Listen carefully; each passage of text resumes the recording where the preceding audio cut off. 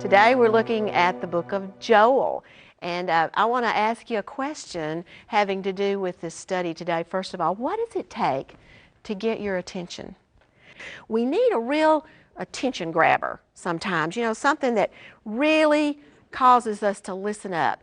And this is what God sends to the people in Judah during the days of Joel. And he uses Joel to tell us about it. So I want you to listen to the illustration or the warning today that God gives to the people in Judah. Now, he sent this to them. The prophets had spoken. My goodness, we know how much the prophets have spoken. We've heard so much about that. Over and over and over again, they're saying, warning, warning, God is going to judge if you don't change. But they never listen. So, God sends a really effective visual aid. Now let me tell you just a little bit about Joel. He was the son of Pethuel, and we don't know anything about Pethuel, but we know that he lived in and around Jerusalem, and he's speaking to the people of Judah. He seems to be very familiar with them in that area.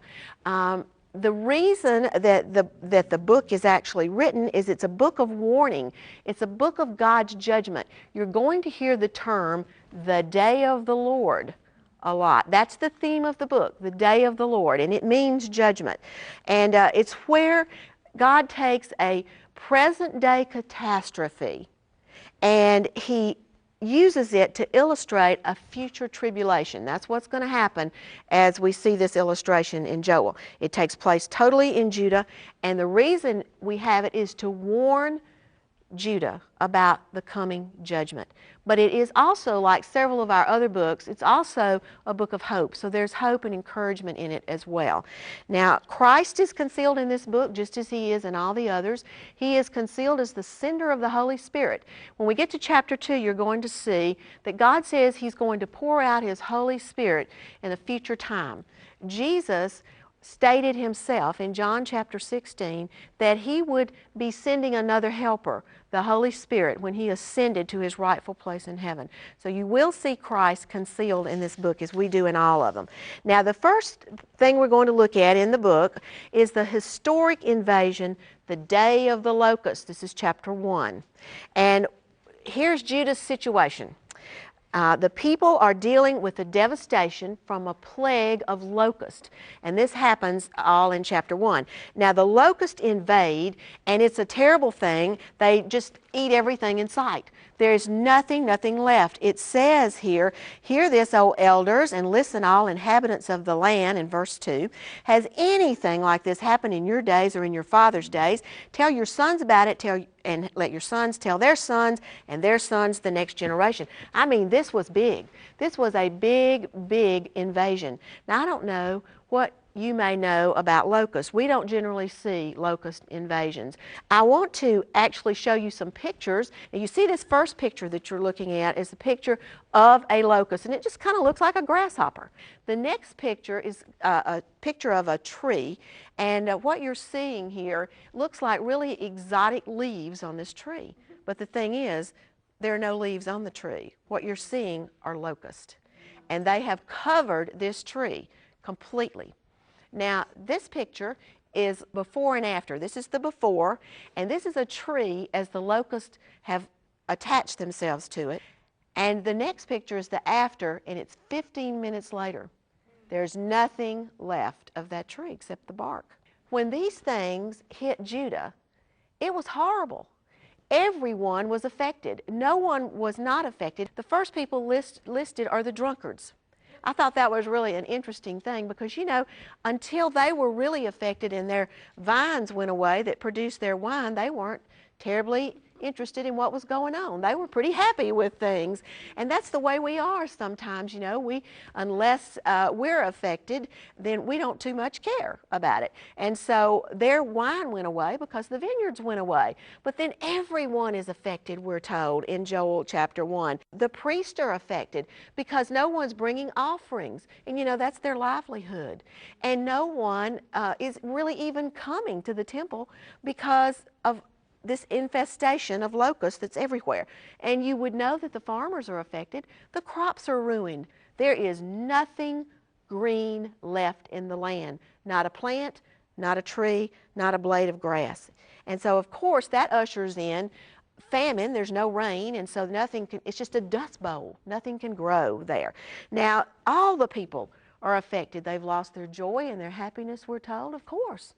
They can't leave their homes. They're probably, mixing up biscuits, and there's a locust in the middle of it. I mean, it's an awful thing. They're getting into everything. And so there's an economic disaster in the land because there are no crops, which means there is no food. There are no jobs. There is no money. It is a disaster. Well, Joel has a solution. And Joel's solution is that Judah is to see this plague as a warning and pray. And so he calls the people to prayer. He specifically says the priests are to call the people to prayer, and the people are to put on sackcloth. Now, sackcloth is burlap. That's all it is, scratchy old burlap.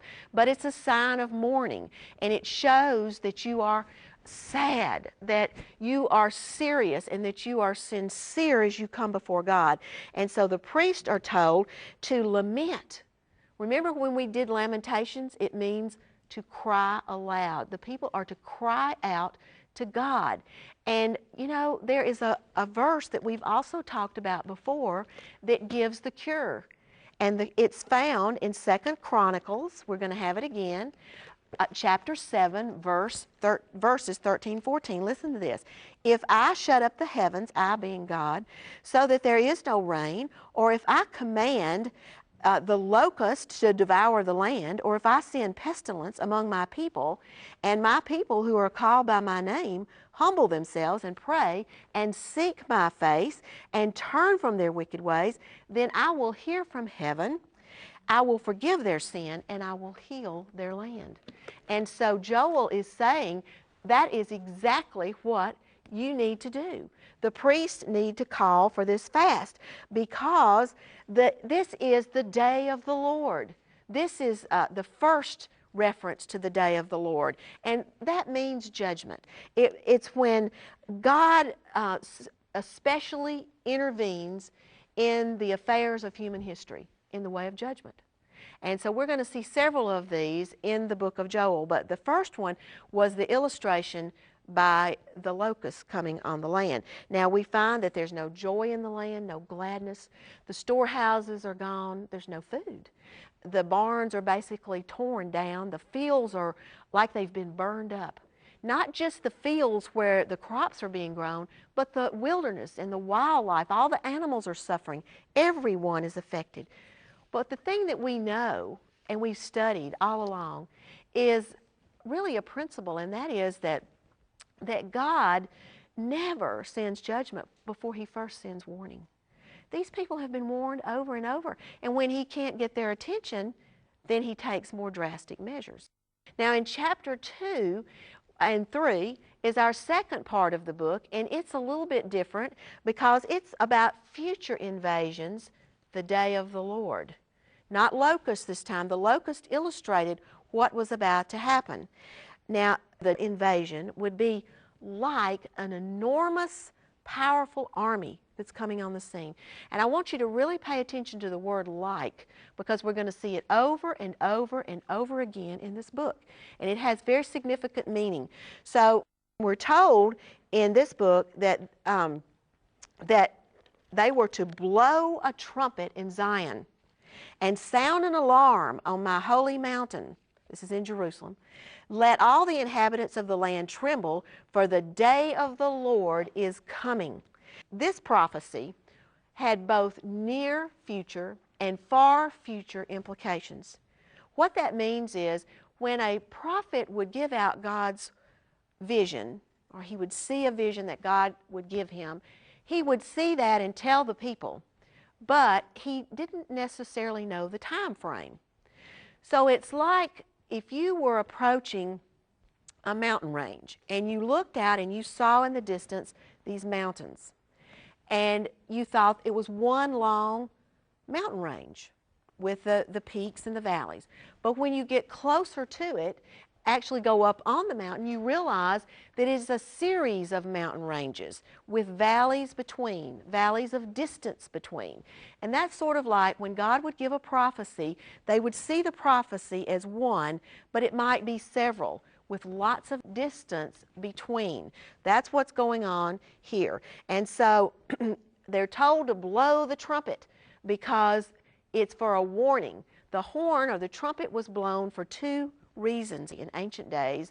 That was to either assemble the people for some sort of a meeting or to warn them of coming judgment. So they're told to blow the trumpet because the day of the Lord or judgment is coming. And we're told that it will be a time of darkness and gloom. It's going to be when a mighty army, something like a mighty army, is going to come. And nothing has been like that before or since, just like the locust invasion. Nothing before or since quite that bad. At the time it was written, it was still future, but it's history for us.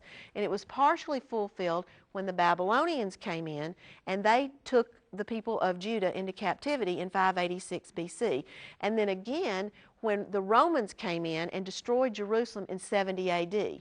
And that was a partial fulfillment, but some of it is still future even to us today. The great day of the Lord. And that's what the remainder of the book of Joel is about. It will be like a consuming fire. Now it says the army will be like war horses. They will run, and the sound will be like the sound of many chariots going to war. And this army, or this whatever this is that's like an army, will be able to leap over walls, will be able to go up mountains. It will be able to march without deviating, with a real purpose, a real sense of purpose, and just marching and marching, and nothing will be able to stop it. It will burst through defenses, and it will rush into the city, and it will climb into the houses like a thief would climb into the house. What I want you to look at is found in Revelation chapter 9. Flip over to that of course being the last book in the Bible, and look with me in chapter 9 for just a minute. I want you to see if you see any similarities and if this might be a reference to what is going to happen at the end of time as we know it. Chapter 9 verse 2 is talking about that the bottomless pit has been opened and smoke is coming out. Look at verse 3. Then out of the smoke came locusts upon the earth, and power was given them as scorpions of the earth have power. Skip to verse 5.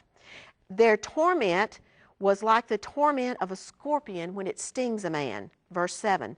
The appearance of the locust was like horses prepared for battle, and on their heads appeared to be like crowns like gold, and their faces were like the faces of men. Skip to verse 9.